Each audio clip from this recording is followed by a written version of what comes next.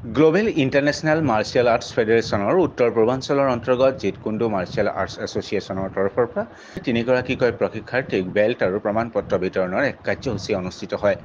কানৈ বাণিজ্য মহাবিদ্যালয়ৰ প্ৰেক্ষাগৃহত আয়োজিত এক অনুষ্ঠানত গ্লোবেল ইণ্টাৰনেশ্যনেল মাৰ্চিয়েল আৰ্টছ ফেডাৰেশ্যনৰ তিনিগৰাকী ছাত্ৰক বেল্ট আৰু প্ৰশিক্ষকৰ প্ৰমাণপত্ৰ আগবঢ়ায় জিতকুণ্ডু মাৰ্চিয়েল আৰ্টৰ মুখ্য প্ৰশিক্ষক শ্ৰী নিৰ্মলকান্তি ছিলে। জিতকুণ্ডু মাৰ্শাল আৰ্ট এছ'চিয়েশ্যনৰ তৰফৰ পৰা যিসকল আমাৰ ষ্টুডেণ্ট শিক্ষাৰ্থী শিক্ষা গ্ৰহণ কৰি আহিছে তাহাঁতি আজি ফুলফিল কৰিলে ব্লেক বেল্ট এওঁলোকে প্ৰাপ্তি হৈছে এক্সামিনেশ্যন দিছে আজি ব্লেক বেল্ট সব আহিলে তেওঁলোকক আজি ব্লেক বেল্ট চেৰিমনি এৱাৰ্ড আমি ইয়াত প্ৰগ্ৰাম পাতিছোঁ আমাৰ এই নিজস্ব দুজোত।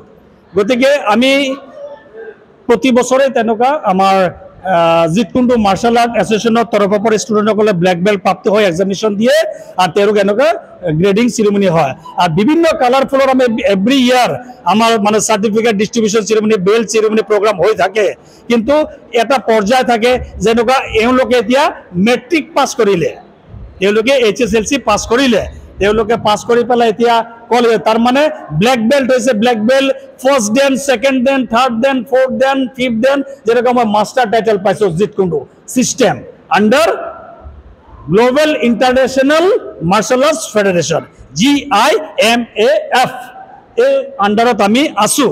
গতিকে আমি আজি প্ৰাউড ফিল কৰিছোঁ যে মোৰ তিনিটা দক্ষতা ষ্টুডেণ্ট আজি ব্লেক বেল্ট প্ৰাপ্ত হৈছে। সঁচাকৈ মই আজি বহুত প্ৰাউড ফিল কৰিছোঁ এজ এ শিক্ষক হিচাপে। উল্লেখ্য যে বিশ্বব্যাপী আন্তঃৰাষ্ট্ৰীয় যুদ্ধ কলা ফেডাৰেশ্যনৰ পৰা অনুমোদন লাভ কৰা এই সাহসীয় সংস্থাটোৱে ফেডাৰেশ্যনৰ নিয়ম নীতিৰ অধীনত সাংগঠনিক কাৰ্যকলাপ মসৃণ কৰিব পৰাকৈ প্ৰস্তুত কৰি উলিওৱা বেল্টধাৰীসকলে নিজৰ অনুভৱ আজি ব্যক্ত কৰিলে এইদৰে। तो 12 साल से ज़्यादा हो चुका है सर के पास क्लास करते हुए यहाँ पर।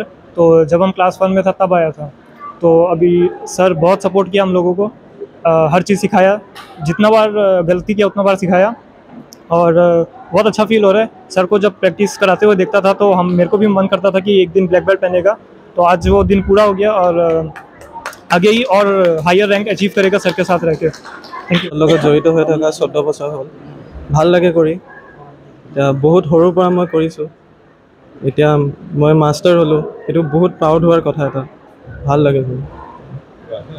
ক্লাছ 2ত আছিলোঁ ফাৰ্ষ্ট, তেতিয়া মোক পাপাই এডমিশ্যন দিয়া আছিলে ইয়াত ছাৰৰ ওচৰত। তেতিয়া মই ছাৰত প্ৰায় কোচত বহি মাৰ্চেল আৰ্ট শিকাৰ নিচিনা আছিলে আৰু বিগত 15 ইয়াৰ্ছ ধৰি ছাৰৰ লগত মই লাগি মাৰ্চেল আৰ্ট কৰি আছোঁ। ছাৰে শিকাই আছে, বহুত আমাক বহুত মৰম দি শিকায় আৰু ছাৰে আমাক বহুত ট্ৰেইনিঙো দিয়ে, নিজে কেনেকৈ টিচাৰ বনিব লাগিব, কি কৰিব লাগিব, পূৰা ট্ৰেইনিংখনেই দিয়ে থাকে।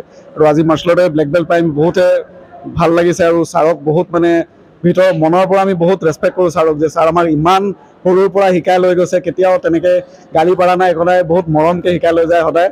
আৰু যিমান আমাৰ লগৰ ষ্টুডেণ্ট আছে চবকে ছাৰ বহুত মৰম কৰে। ইফালে নিজ পুত্ৰৰ সাফল্যত অভিভাৱকে আগবঢ়োৱা মন্তব্য আছিল এনেধৰণৰ। बहुत ज़्यादा प्राउड फीलिंग हो रहा है। मेरा बेटा आई थिंक 2008 से सर के साथ में मतलब जीतकुंडू सीख रहा है। एंड मैं एक चीज़ बताना चाह रही हूँ, जब मैंने सर के पास दिया था एंड दैट टाइम मैंने पीपल्स मेंटलिटी वाज कि बच्चे को आप दे रहे हो, बच्चा तो गुंडा बनेगा, ये किसी को भी मारेगा करेगा, but my perception was different.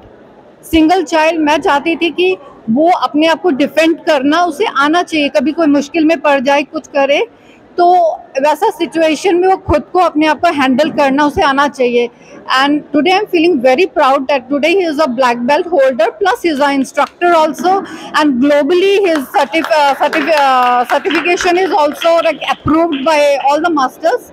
And one more thing I want to appeal to all the parents of Dibrugarh, please आप जीतकुंडू बच्चों को सिखाइए because it's a self defensive art। इसका मतलब है अटैक करना सबको आता है लेकिन डिफेंड करना सबको नहीं आता। अगर हम डिफेंड करना सीख जाए तो शायद अटैक करने वाला 10 बार सोचेगा किसी को अटैक करने के लिए। Thank you very much. কাম ট্ৰু সৰুৰ পৰা মানে ল'ৰা যেতিয়া সৰু হৈ আছে তেতিয়াৰ পৰা মোৰ আছিলে যে মোৰ ল'ৰা ব্লেক বেল্ট পাব, মানে এইটো ভাবি ভাবিয়ে মোৰ ভাল লাগিছিলে যে আজিৰ দিনটো যে আহি গ'ল ইমান জলদি, মই মানে এক্সপেক্ট কৰা নাই যে ইমান জলদি আজিৰ দিনটো আহিব পাৰে। আৰু ছাৰৰ লগত থাকি থাকি আজি মোৰ ল'ৰাৰ এটাই মানে ক'ম যে ইমান শান্ত এটা স্বভাৱ পাইছে। ছাৰৰ পুৰাপুৰি ক্ৰেডিট ছাৰৰ গৈছে যে ছাৰ যি শিকালে ল'ৰাই সেইটোৱে শিকিছে।